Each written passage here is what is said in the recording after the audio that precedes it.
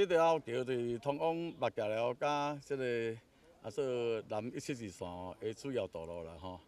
這民國70年伊就做的這個橋梁啊，已經算老舊吼，迄個灰岩橋梁啊吼。即馬佫這道路佫拓寬吼，這橋都剩一半啦。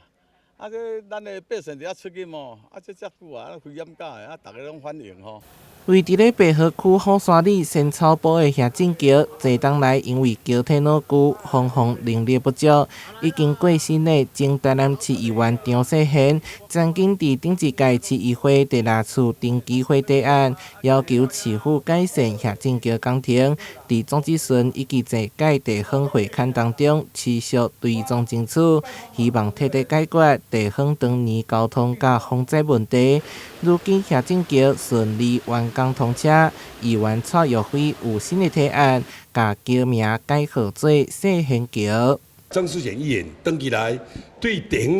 迄個建設迄個道路上定來發生車禍甲擴寬。那我們去落成的時候去剪彩，那我們就想說，為了這世賢橋這名較好，想要較好，咱的子孫世世代代為賢良之士。那又紀念張世賢，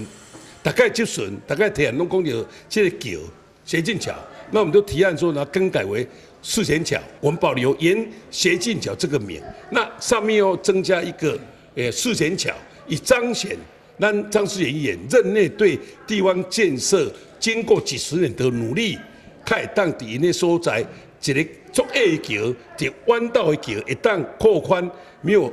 讓百姓橋都愛塞車無危險，足以保障百姓生命財產的安全。市長黃偉哲回應，雖然張世賢長期關心地方建設的努力值得肯定，也過以民意代表姓名作為橋梁名稱，並無妥當。也過市府願意佇橋梁牆邊設置紀念牌仔，記錄張世賢爭取霞正橋改建的過程甲貢獻。台南新聞林根說話，採訪報道。